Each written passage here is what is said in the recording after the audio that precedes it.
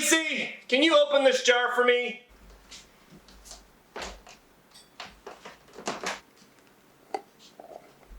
Really? Thanks.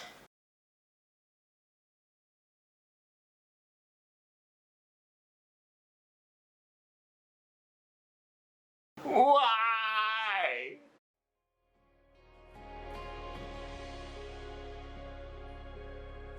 Good morning, Connection Point Church. I hope you're having a great week. And today we're going to continue with our Heroes of the Faith series by looking at the life of Samson. You know, I can really relate to Samson.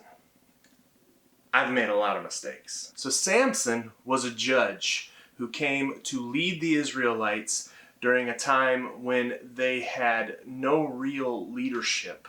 Samson's parents had been promised by God that they would have a child, and Samson was born. Now, Samson took a Nazirite vow. And today, we're going to look at what a Nazirite vow really looks like. First of all, a Nazirite couldn't drink. They weren't allowed to touch anything made of grapes. They weren't allowed to touch a carcass, anything dead, a corpse. And they also weren't supposed to cut their hair. Well, we find the story of Samson in the book of Judges. It starts at the end of chapter 13 and goes all the way through 16. But Judges chapter 14 is where we see that Samson wasn't quite faithful to that Nazirite vow. The first example we have is him touching the carcass of a lion to scoop honey out from inside it to eat. There's also a pretty good indication that he was drinking at some point during chapter 14 at celebrations and feasts. So why would Samson be included in the Heroes of the Faith section if he couldn't even keep his vows? Hebrews 11:32-34 says, "And what more shall I say?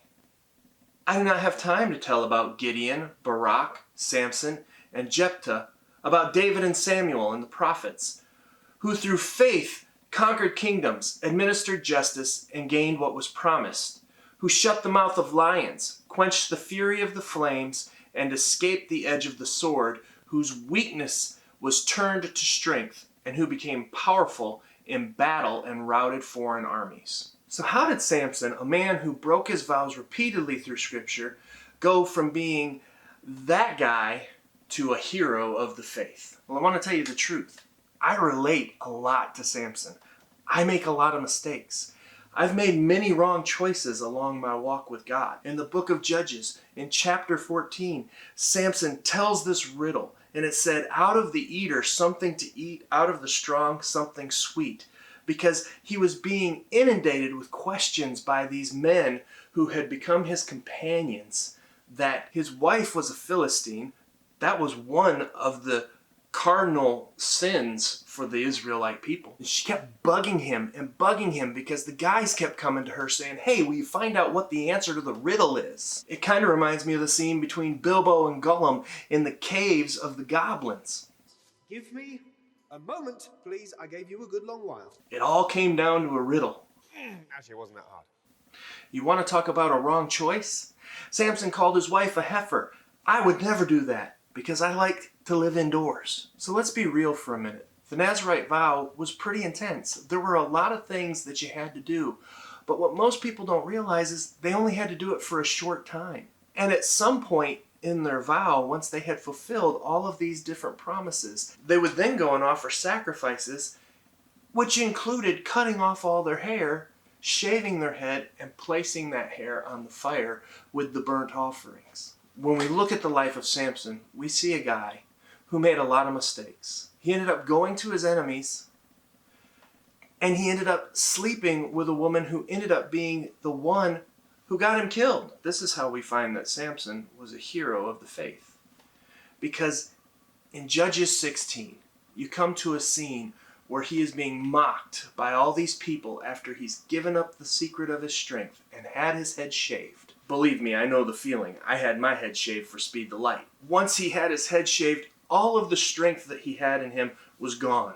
He was arrested, and he was used as entertainment for his enemies. How embarrassing. But fortunately, God didn't give up on Samson. And I want you to know, God hasn't given up on you. You've probably made some mistakes. I know I have.